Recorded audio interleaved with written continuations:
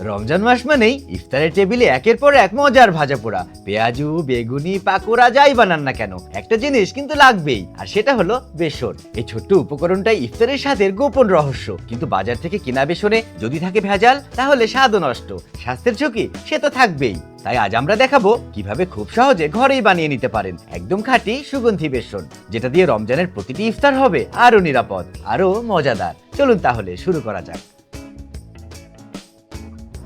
প্রথমে এই বেসনটি তৈরি করার জন্য আমরা একে একে নিয়ে নেব বুটের ডাল অর্থাৎ ছোলার ডাল 1 কাপ। এবারে দিয়ে দেব অ্যাঙ্কর ডাল 1 কাপ। এরপরেতে অ্যাড করে নেব খেসারির ডাল 1 কাপ। তার সাথে দিয়ে দেব মসুর ডাল 1/2 কাপ। এবং সবশেষে অ্যাড করে নেব পোলাওয়ের চাল 1/2 কাপ পরিমাণ। এই ডালের মিশ্রণগুলো দিয়েই আমরা খুব সুন্দর একটা বেসন তৈরি করে নেব। এবং এই বেসন কিন্তু একদম পারফেক্ট একটা ব্যালেন্সে তৈরি। তাই এই বেসন দিয়ে আপনারা যে কোনো ভাজা পোড়া, যেমন খুবই মচমচে বেগুনি থেকে শুরু করে আলুর চপ, সব ভাজা পোড়াই আশা করি খুব সুন্দরভাবে তৈরি হয়ে যাবে।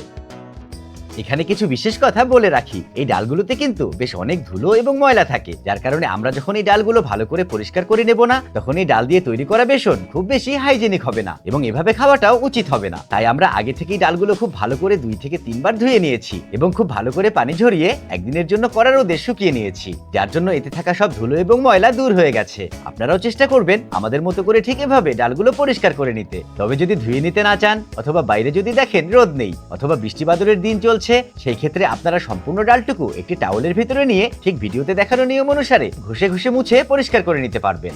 এভাবে পরিষ্কার করে নিলে আশা করি এতে থাকা সমস্ত ধুলো, ময়লা, বালুগুলো টাওয়ালের সাথে আটকে যাবে আর আপনাদের সময়ও কম লাগবে। তবে আমরা বলবো যে একটু বেশি কষ্ট হলেও ডালগুলো ধুয়ে রোদে শুকিয়ে নেওয়াটাই উত্তম।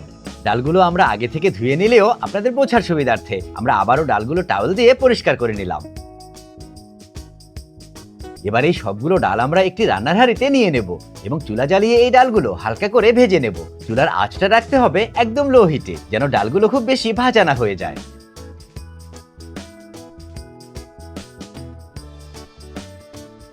ডালগুলো ভাজার সময় অনবরত নেড়েচেড়ে ডালগুলো ভেজে নিতে হবে, যেন সবগুলো ডাল সমানভাবে ভাজা হয় এবং কিছু ডাল কাঁচা আর কিছু ডাল যেন বেশি ভাজা না হয়ে যায়। ডালগুলো হাত দিয়ে ধরে ঠিক 2 থেকে 3 সেকেন্ডের বেশি রাখা যাবে না, এর চেয়ে বেশি ভাজা হলে বেসনের টেক্সচার নষ্ট হয়ে যেতে পারে। এবার ডালগুলো পুরোপুরি ঠান্ডা করার জন্য একটি পাত্রে ঢেলে নেব।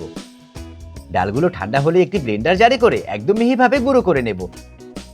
নিশ্চয়ই দেখতে পাচ্ছেন আমাদের বেসনটা কতটা মিহি করে গুঁড়ো করে নিয়েছি। যতটা মিহি হবে ভাজা পোড়ার রেজাল্টও কিন্তু ততটাই পারফেক্ট হবে। তৈরি হয়ে গেল আমাদের পারফেক্ট ডালের কম্বিনেশনে তৈরি বেসন।